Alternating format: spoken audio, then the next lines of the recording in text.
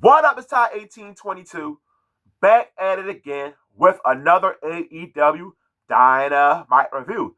This is your follow-up episode after AEW Revolution. The show kicks off with the new international champion, Kenny Omega. And Omega's talking about that he's glad to be holding single gold once again in AEW. It will be a tournament for his international championship. The winner will face him at AEW Dynasty, and I'm hyped for this because for the first time ever, I will get to see Kenny Omega perform live in person. The Ops versus a job team. This match really should have been on AEW Collision. It was nothing important about having these guys on tonight. I do love them, but I'm waiting for Tony Khan to do something with the Ops. How about put them in contention for Trios Gold? But you know why that can happen? Because Claudio Castagnoli, Willa Yuta, and Pat are holding the titles because they are involved with the stupid ass Death Riders storyline. And speaking of the Death Riders, next week on AEW Dynamite, we gonna get a rematch from Revolution. A no disqualification match, Jon Moxley versus Cope. And they show a clip of Cope and Swerve talking to each other the night of AEW Revolution. Who he gonna face at Dynasty, Cope or Mox? Oh, no, it's going to be Mox. Mox cut a good promo, but man, I'm ready for this shit to be over with. I am a fan of Jon Mox, but I'm just not enjoying this Death Rider angle. It's not the bloodline, Tony Khan. I know the original plan was Darby Allin. I love me some Darby Allin, but clowning Mount Everest is more important than being the AEW World Champion. I ain't trying to wait till July 12th for them to crown a brand new AEW champion. If the storyline was good, I'd be all for it. But it sucks. It's the worst storyline to ever take place in the history of AEW. So in April, Dynasty will Mox return next week, and we officially get Swerve versus Mox. I'm ready to see Swerve become a two-time AEW World Champion at Dynasty for the second straight year. If I see Mox if I see Mox retain that belt at Dynasty, I'm going to lose my shit.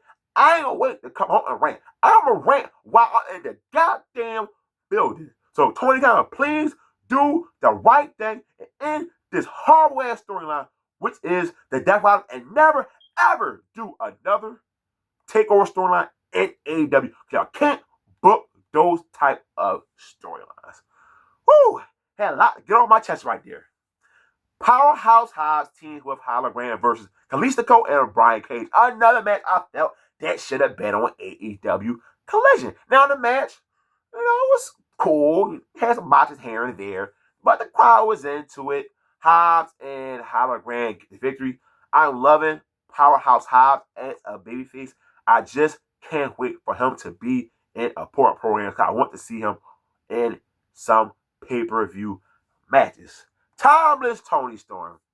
I love the video event show of Toni Storm and Mariah May, the greatest women feud ever to take place in the history of AEW. And Toni Storm said, "This track is still your AEW Women's Champion." I love this woman. She decided, I'm not just going to be known for being good in the ring. I'm going to come out with a great character, and I will connect with the audience. And when her music hit, the crowd pop. I love when people decide to get better in professional wrestling and not just be one thing only. You got to be a better overall talent, and that is Toni Storm. So more talent to be like Toni Storm.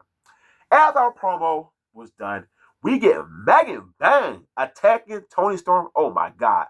I'm so for this match. Sign me up. Megan Bang is going to be a star in the women's division. I love the way she's been booked since coming back to AEW television. And this is an international tournament to get to Dynasty, as I said earlier. The Beast Mortals versus the new signing, Mike Speed Bailey. This guy is very good in the ring. And the Beast Mortals, he don't win a lot of AEW, but this guy is underrated. He can go in the ring and he can move for his sides. I knew this would be a very entertaining match. Mike Speed Bailey is your winner. Now, Mike Speed Bailey, I'm not sure what's going to be his ceiling in AEW. We all know AEW got plenty of talents that can wrestle in the ring. So if Mike barely want to stand out, you got to do what Ricochet doing. Find a character. That's simple. Christian Cage and Nick Wayne had a segment that really had me intrigued. Because Christian's talking about how he should have his thing. I don't know what you call it. It's not a briefcase. Whatever it is. Where he could cash in, or whatever you want to call it, to be the AEW World Champ. But we all know he submitted to Moxley. He said, I should still have that. Nick Wayne got in the face, said, you promised us you will win the AEW World Championship, but you failed. Then Christian Cage went off on Nick Wayne. So, what's going to happen right here? Nick Wayne going to turn babyface, or they're going to turn on Christian and he will be a babyface. Remember last year in 2024, Colt did tell him it will happen someday, just like when the Judgment Day turned on Edge. So we will see. MJF come out and cut a promo talking what took place at AEW Revolution against Hangman Adam Page. Then out of nowhere, I hear her Syndicate music play, MVP. I'm like, I did not see this coming. And that's what I tweeted on Twitter. And he was just telling the story how when they first met each other, when MJF was MJF was 18 years old. And MJF told him how he'll be a future world champ, which he did accomplish in AEW. But then he was like, MJF, you lost to Hangman Adam Page, but for some reason, you are not angry. What is going on? Then he was just telling him how, you know what? No one fears you in the back, but you know who they fear? The Hurt Syndicate. Then MVP offered MJF his card. MJF at first said he didn't need it, but then he took it. This was my favorite thing of the night, and I'm totally intrigued. Now, do I see MJF joining the Hurt Syndicate? No, I don't. But where this storyline headed to, I'm not sure, but I will be watching out for the next couple weeks. And there's a possibility of MJF becoming a babyface, because the Hurt Syndicate, they not really heels.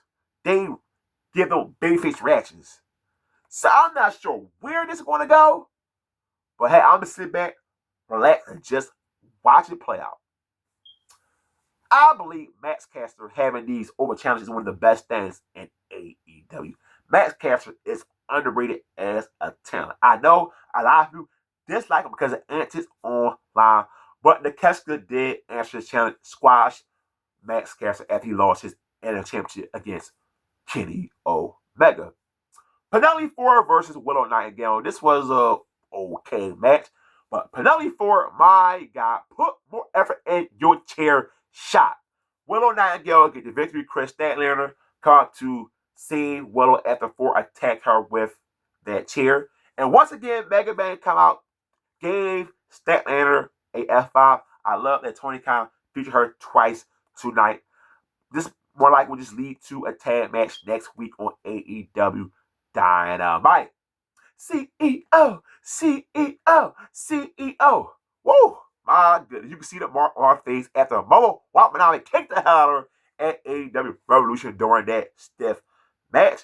Then we get Billy Starks talking to Mercedes Moné, and we will get Billy Starks versus Mercedes Moné next week on AEW Dynamite. And I'm so hyped for this match because it means Athena will be returning to AEW after being RH for so goddamn long. I am so hyped for this upcoming match. And I know it's happening at AEW Dynasty. I cannot wait to go to this show. Will Ospreay come out? And Will Ospreay talking about, about his wife and everything. How she said, you better not jump off the cage.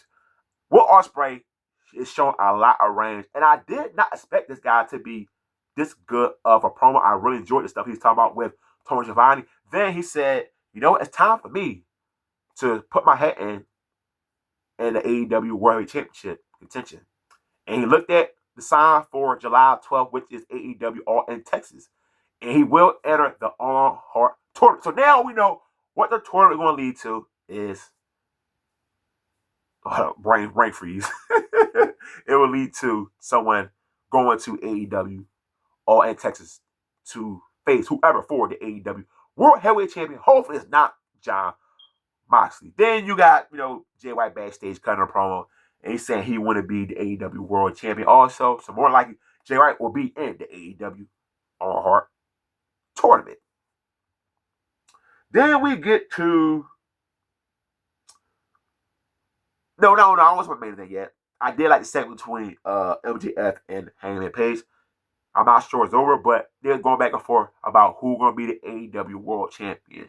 And think about the AEW World Championship contention thing. There's so many people that can be world champ, but man, who is going to be? Swerve, Hangman, MJF, Darby, Ospreay. It's a lot of guys that can be world champ. I don't want to get 2 belts, but man, it's a lot of guys that can be world champ in AEW. Now the main event. Another international tournament match to advance next week to face Mike Speed Bailey. Harold Cohen's name is, and Orange Cassidy. I didn't give a damn about this match at all. Because this guy, I'm not familiar with. I know he's from CLLL.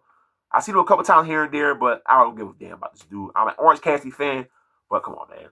I doubt anybody give a damn about this main event. This type of main event, you just tune out. Like, okay, I finished Dynamite. Orange Cassidy get the victory as expected. He will face Mike Speed Bailey next week, which should be a good match. So this AEW Dynamite, decent show. Decent show to me. You know, before the show started, I looked at the card. I felt like they were going to be coasting, come off a good episode.